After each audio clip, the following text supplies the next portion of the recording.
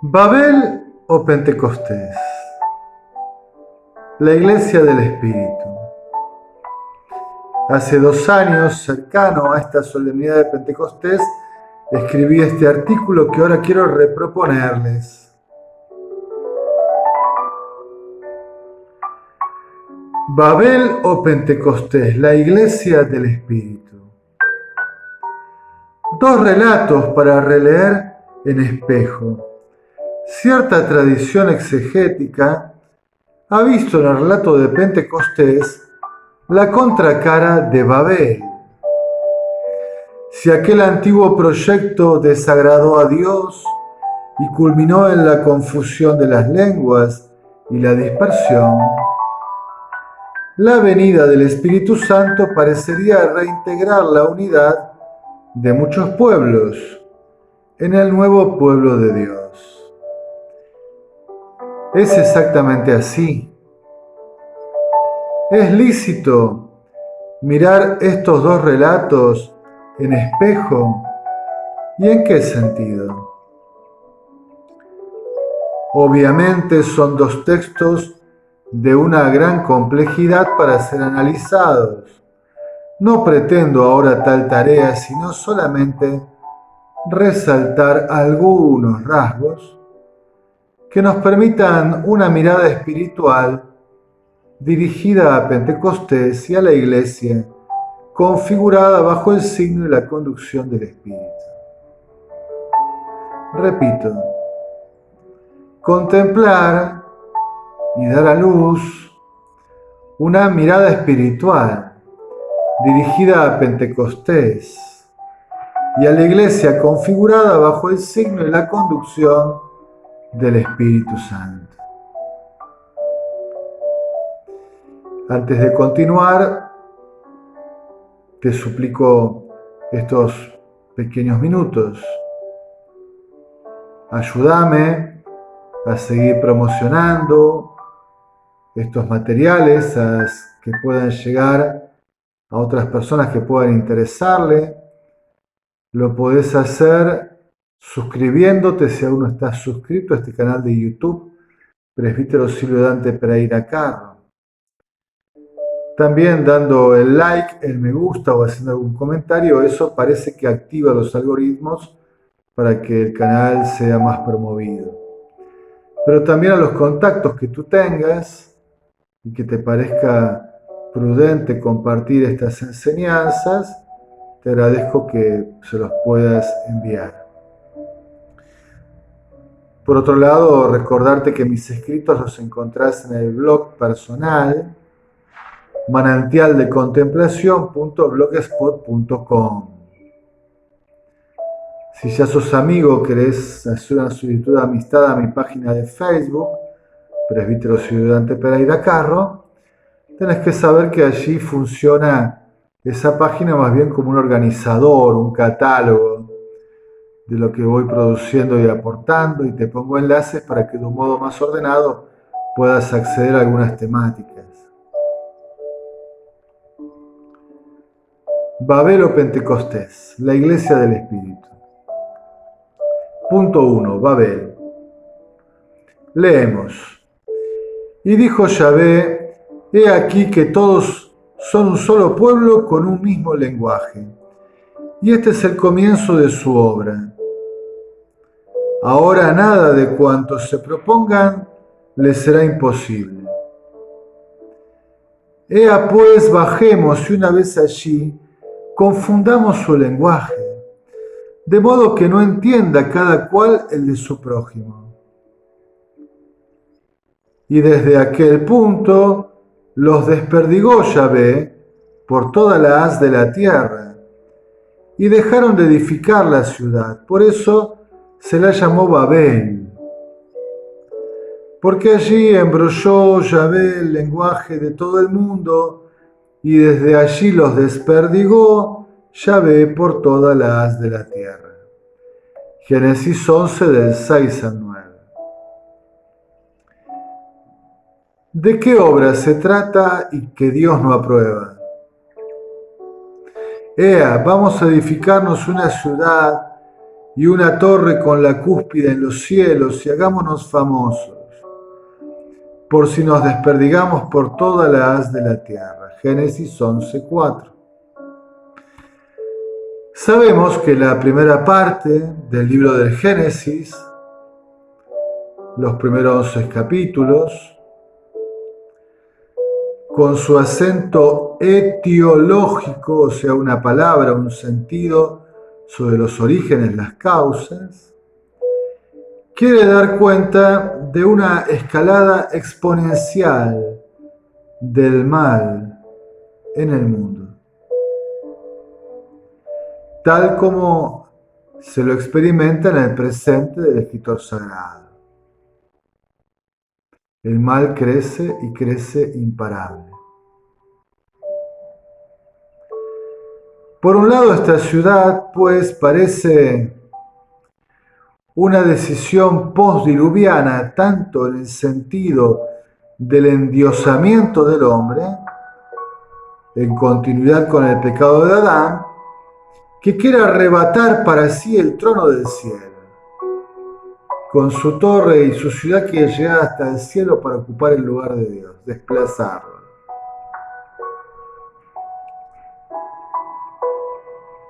Como también en el sentido de la prevención y búsqueda de acceso a la seguridad de las alturas, donde el castigo divino ya no podrá alcanzarlo. Si otra vez a Dios se le ocurre enviar un diluvio, nos refugiamos en estas alturas y nos ponemos lejos de la acción de Dios. Por otro lado, es totalmente verosímil que se trate de una descripción del proyecto de hegemonía imperial desarrollado por Babilonia. Israel se encuentra en el exilio a la hora de la redacción final del Pentateuco y se nota aquí una alusión a los templos verticales de aquella civilización. Será entonces posible también una crítica y una confrontación con Babilonia, donde están exilados, y su proyecto de hegemonía global, mundial, el imperio. Tendríamos además que preguntarnos si todos hablaban un solo lenguaje originario, como se plantea en este texto. Todo el mundo era de un mismo lenguaje e idénticas palabras. Génesis 11:1. Se trataría de una humanidad que, desplazándose hacia el oriente, funda el proyecto de Babel. Génesis 11:2. Pero este dato contrasta vivamente con el capítulo 10 que le antecede, donde se describe una multitud de pueblos ocupando regiones diversas, todos desde la descendencia de Noé por sus 3 hijos. Allí el mundo postdiluviano se presenta ya como pluriétnico y pluricultural, con diversidad de lenguas. Claramente esta contradicción en la narrativa nos muestra la sutura de tradiciones distintas, es decir, nos encontramos con tradiciones que cultivan la memoria, quizás por motivos más teológicos, de una sola lengua, todas tradiciones que cultivan la memoria de muchas lenguas, diversas etnias, pluralidad. Algunos detalles son sutilmente irónicos. Los hombres quieren alcanzar el cielo con su torre, pero no lo logran, ya que Dios tiene que descender para observar la ciudad que construyen. No han llegado a ascender al cielo, Dios tiene que bajar sobre la ciudad. Ellos quieren ser famosos y no dispersarse, pero finalmente terminarán dispersos al ya no poder comprenderse. Dios actúa para que cese esa obra, digamos, construida a sus espaldas y contra Él. Tal vez una insinuación del designio del Señor en contra del proyecto hegemónico imperialístico que desea imponerse sobre todo el mundo.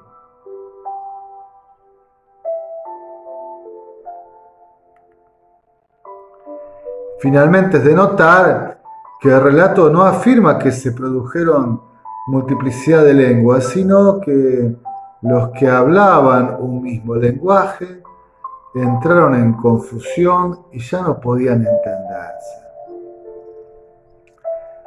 Babel entonces se presenta como un proyecto de alejarse de Dios, de romper con Dios, de quedar fuera de la acción de Dios,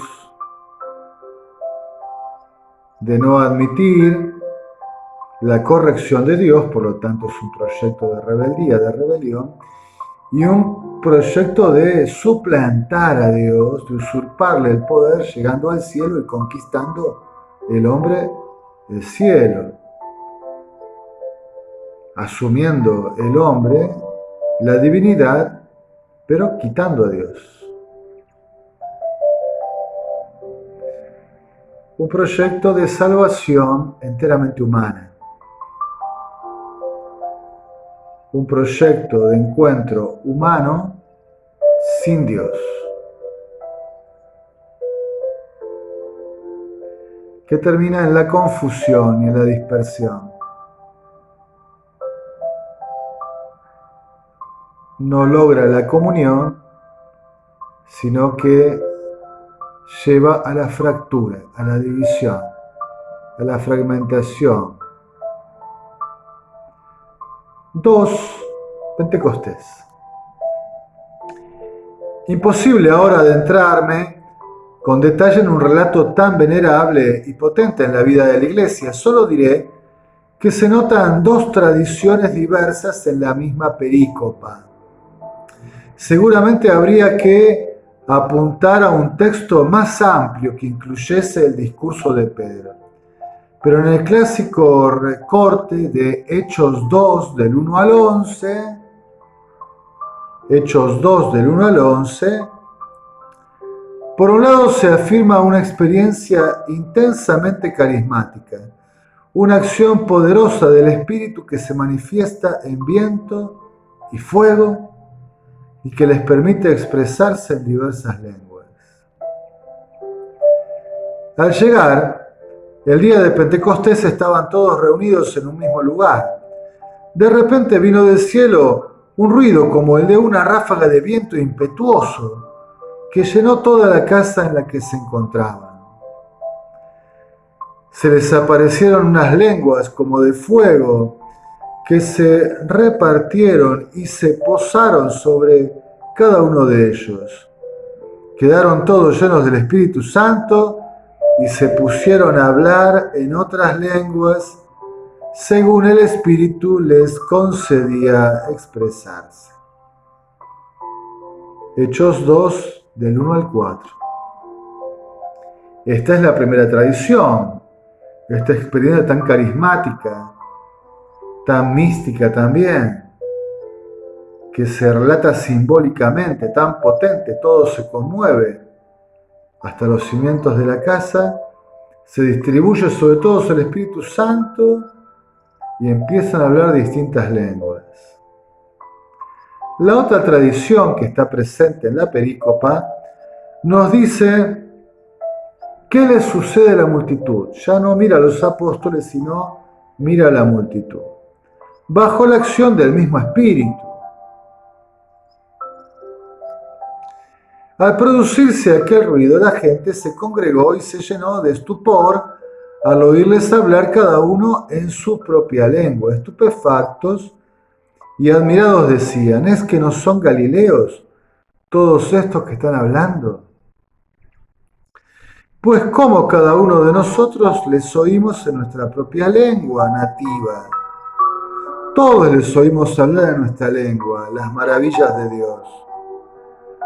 Hechos 2 del 6 al 8 y versículo 11. Aquí se presume que los apóstoles se expresaban en su lengua nativa. Eran galileos, se expresaban en esa lengua, en arameo. Y cada quien en la multitud los escuchaba en la suya propia. Acá aparece implícito un proceso diverso. Los apóstoles hablan su propia lengua, la que conocen, pero la multitud escucha a cada uno en su propio idioma.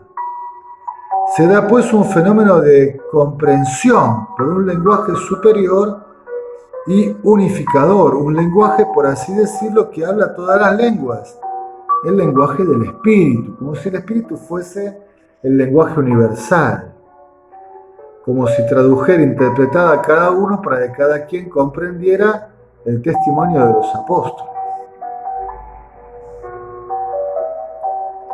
Ni entremos en el tema de la glosolalia don de lenguas. Es absolutamente superfluo y sobrevaluado. Me pregunto, ¿qué hacían en la casa los discípulos reunidos?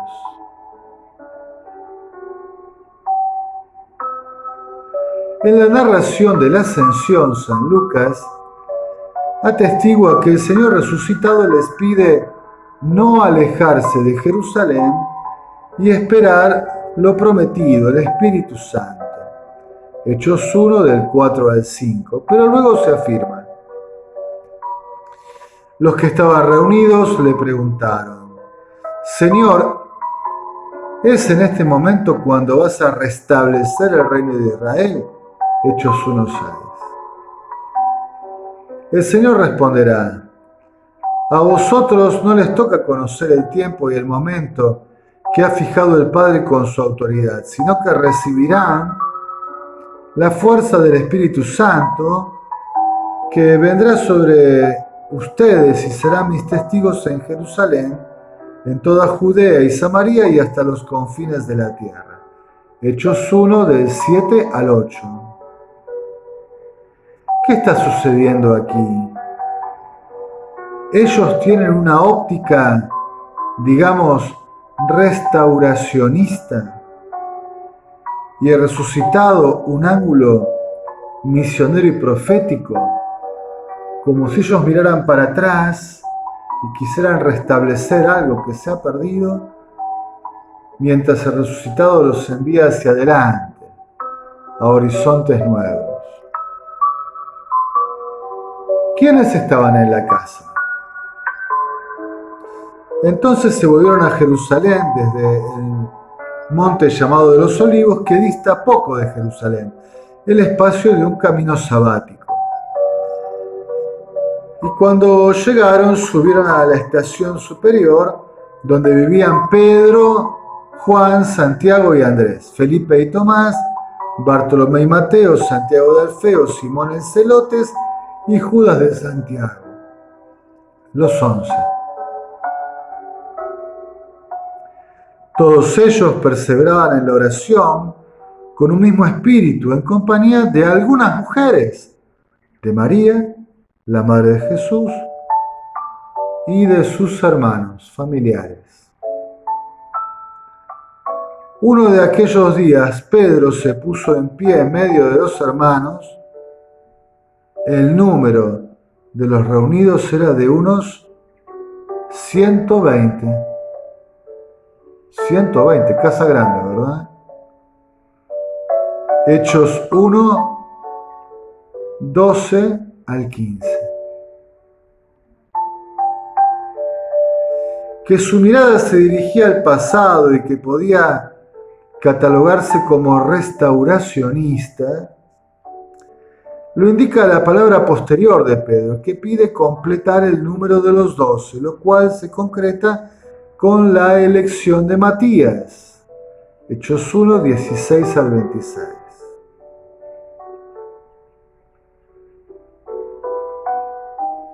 La mirada de Pedro vuelve sobre los orígenes históricos del movimiento de seguimiento a Jesús y busca asegurar el aspecto institucional de las 12 tribus representadas en los 12 apóstoles como símbolo del nuevo Israel.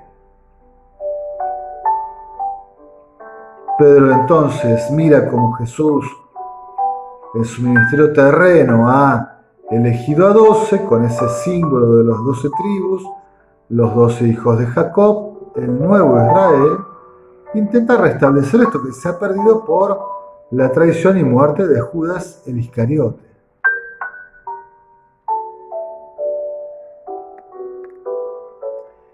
Me animaría a decir que San Lucas, que ya escribe, claro, con la amplia experiencia de décadas misioneras, unos 60 años, conociendo el recorrido que realmente se dio, insinúa que el Espíritu viene a abrir la óptica y mirar hacia adelante. De hecho, creo que toda esa descripción casi violenta del viento huracanado y el fuego sobre y dentro de la casa son indicación de que el Espíritu Santo debió con su poder transformarles profunda y radicalmente. No solo se trató de cortar con el temor y abrir las puertas para el anuncio, sino que aún más se trató de ponerlos en horizontes nuevos, que no fue un rompimiento absoluto con la continuidad del pasado, sino una reorientación y un cambio de nivel hacia el futuro. El Espíritu no les pide romper con todo el pasado, pero tampoco entenderlo de una forma tan directa, tan mecánica, sino reinterpretarlo y abrirse a el cambio que será necesario, el salto de nivel necesario para comenzar la obra de la Iglesia, el anuncio de la salvación en Jesucristo.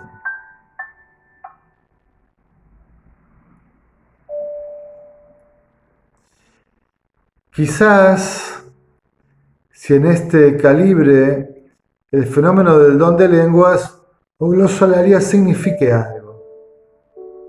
Quizás sí en este punto.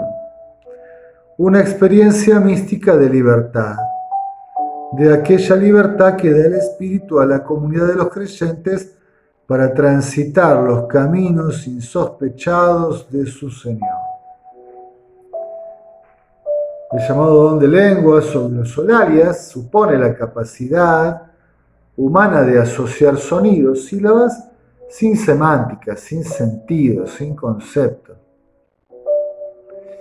Y esta experiencia bajo la acción del Espíritu es como si fuese una oración misteriosa, como el lenguaje de Dios. Pero sobre todo es importante porque la persona experimenta la libertad, ¿no?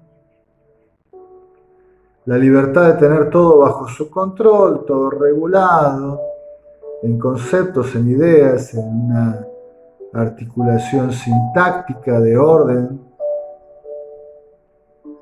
en la expresión, y abrirse la libertad del espíritu que reza con gemidos inefables, decía San Pablo.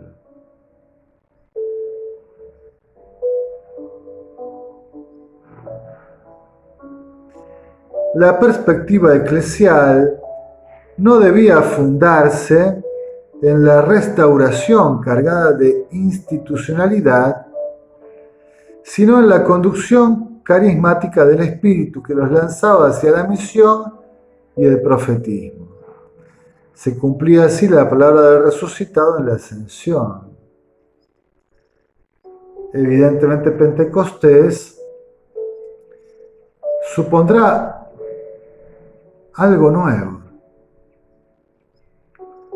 Entre la ascensión y Pentecostés, Pedro proponía algo que parecía una restauración. Completar lo que se había perdido, restablecer lo que habían vivido con Jesús antes de la Pascua, desde que comenzaban a seguirlo, pero el Espíritu parece que busca algo más. No quiere solo repetir aquella experiencia o darle continuidad a esa experiencia del movimiento de Jesús mientras él desarrollaba su ministerio terreno, sino que quiere inaugurar un nuevo ministerio de Jesucristo. Un salto de nivel, nuevos horizontes, tiempos nuevos, vida nueva. Tercero, la iglesia del Espíritu. Como si atara algunos cabos sueltos, percibo que es factible realizar esta mirada en espejo entre Babel y Pentecostés. Mi presunción es que esta dicotomía didáctica palpita y se actúa de continuo en la iglesia que peregrina. Es decir, que no hay que leerlos en clave quizás cronológica, según el antes y el después. Primero Babel, después Pentecostés. Sino en clave continua, dicotómica continua. Babel y Pentecostés siguen existiendo. Son dinámicas que viven dentro nuestro y dentro de la comunidad de la fe. Permanecen como dinámicas y suponen una decisión. ¿Por qué lo afirmo? Pienso que siempre existirá entre los creyentes la tentación de Babel, por la fama propagada y el poder hegemónico. No se expresará tal vez necesariamente así, sino como protagonismo y búsqueda de centralidad. Aparecerán en primer plano las diferenciaciones y separaciones en niveles jerarquizados, ya sea por poder, por influencia y honor, por mayor antigüedad o la institucionalidad por la institucionalidad misma. Es decir, la preservación del status quo. En fin, toda una gama de apropiaciones indebidas, es decir, un proyecto humano de la Iglesia, que así diría un proyecto mundano de la Iglesia. Es decir, un proyecto que pone en el centro al hombre, su encumbramiento, no la acción de Dios. Un proyecto que toma resguardos para que Dios no pueda actuar, para limitar la acción de Dios. Un proyecto de endiosamiento, de honores de poder, de cargos, ¿no? Y de la institución, por la institución, el status quo, garantizar que este encumbramiento sea posible, que los que están siendo encumbrados permanezcan en su lugar de preeminencia. De caer en ello, la Iglesia mirará hacia el pasado de un modo insano, perpetuándose y queriendo sobrevivir en la repetición de vetustas seguridades humanas, encerrándose en su pequeña casa y saturando los horizontes del futuro de Dios.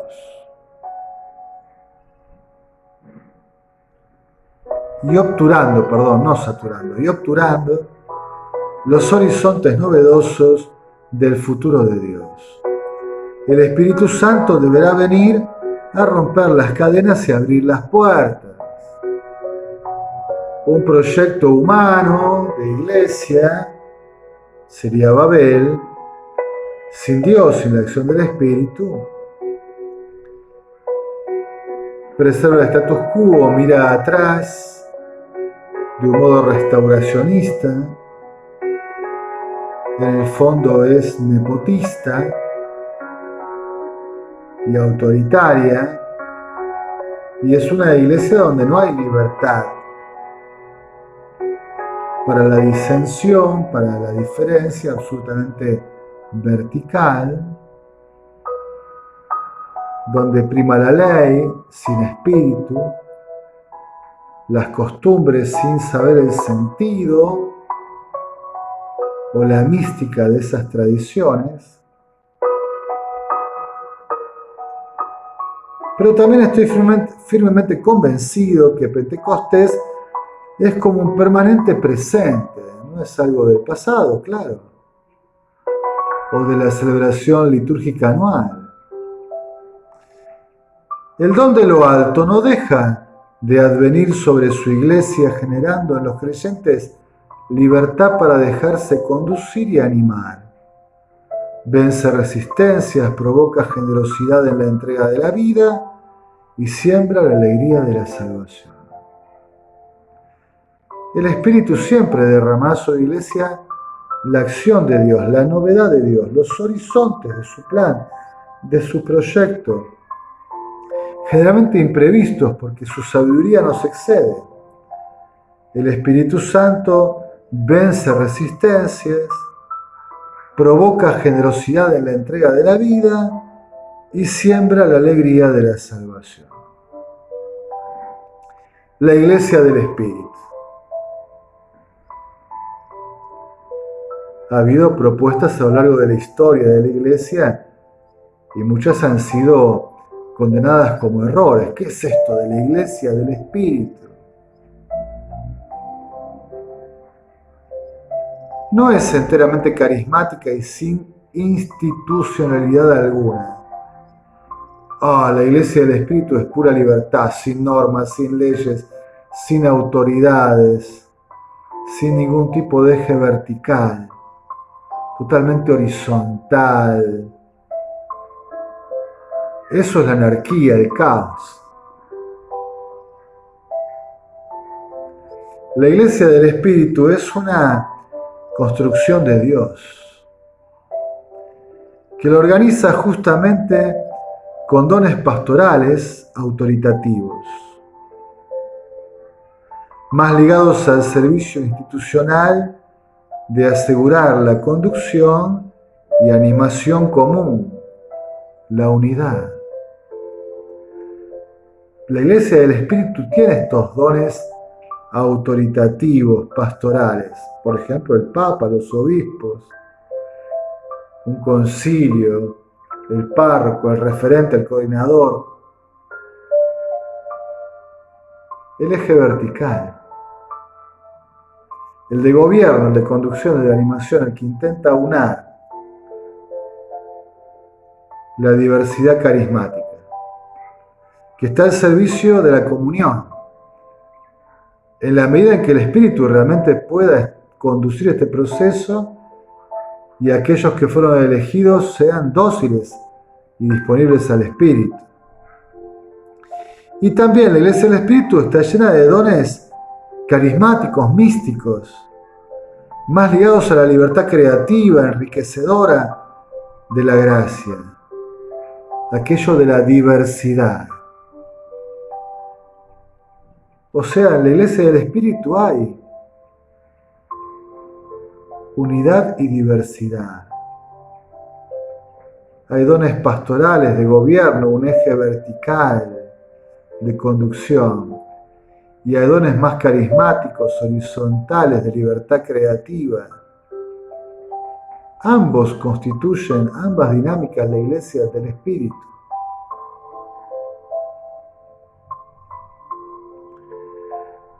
Solo Dios y solo Él puede llevarnos a la unidad, sembrando diversidad y venciendo nuestras tendencias a la uniformidad o a la anarquía. Quiero decir, la Iglesia es obra de Dios, es obra de la animación y conducción del Espíritu. ¿Quién de nosotros podría lograr la unidad en la diversidad tan proclamada? La diversidad en la universidad. ¿Algún papa? Ninguno. Todos los papas juntos, ninguno. La famosa unidad en la diversidad en la unidad, es un misterio. No se excede, es gracia. Es obra del Espíritu Santo. Solo Dios puede lograr esto. Y solo Dios podría pretender generar la unidad sembrando diversidad. ¿A quién se le ocurriría? En el eje vertical, en la dinámica pastoral autoritativa, la tentación es la uniformidad, para que haya unidad, que todos piensen igual, que todos sientan igual, que todos se vistan igual, que todos igual, uniforme. Les ponemos el uniforme y hay comunión. Y no hay comunión si les ponen uniforme. Todo se achata, se enriquece, se empobrece, es aburrido, hastiante, asfixiante, opresivo.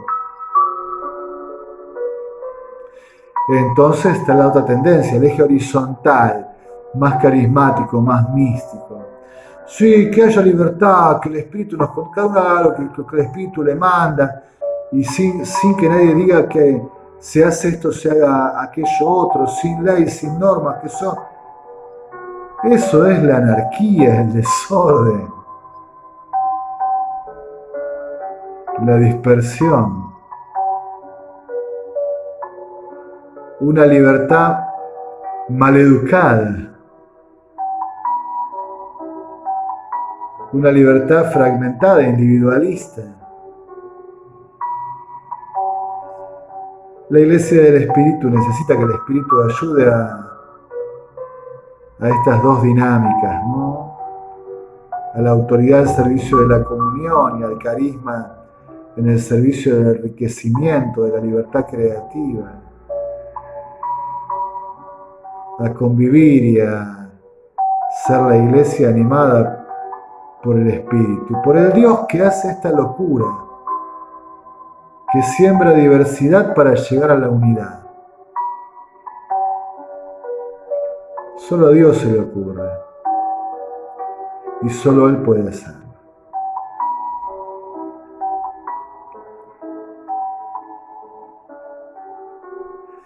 Solo Dios y solo Él puede llevarnos a la unidad, sembrando diversidad y venciendo nuestras tendencias a la uniformidad o a la anarquía.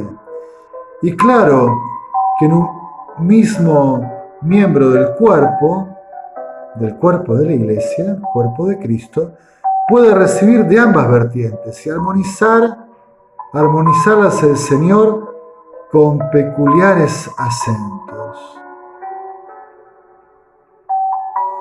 A veces somos muy esquemáticos, decimos, aquel, no sé, ejerce la autoridad, no sé, es el obispo, seguro que es cerrado, dogmático, con la ley, con la uniformidad, y no, y este obispo está lleno de dones carismáticos también, aparte de dones pastorales, autoritativos. Y a veces pensamos que aquel orante, aquel anacoreta del desierto, aquel místico, es la pura libertad que se manda solo y anda por donde quiere. Y no, ese hermano, esa hermana profundamente contemplativo, místico,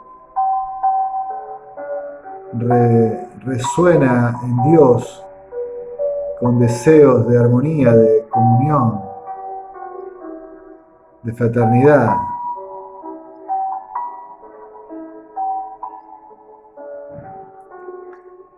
Permítame, la Iglesia es un milagro del pastoreo del Espíritu.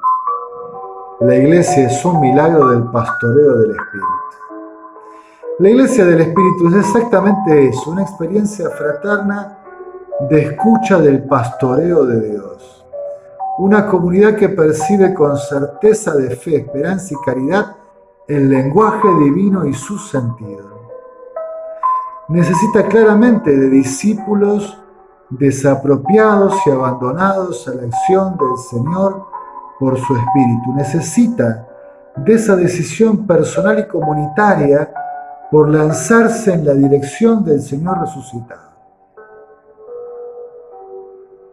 La Iglesia del Espíritu es la que escucha y sintoniza el lenguaje y la acción del Espíritu, que se manifiestan de diversos modos. En el dinamismo de la unidad y de la diversidad, del carisma y de la autoridad, de la libertad creativa y de la tradición cultivada. Que nos lance el Señor hacia Jesucristo, a sus horizontes, los que Él nos abrió en la ascensión. Vayan por todo el mundo, anuncien el Evangelio y hagan discípulos.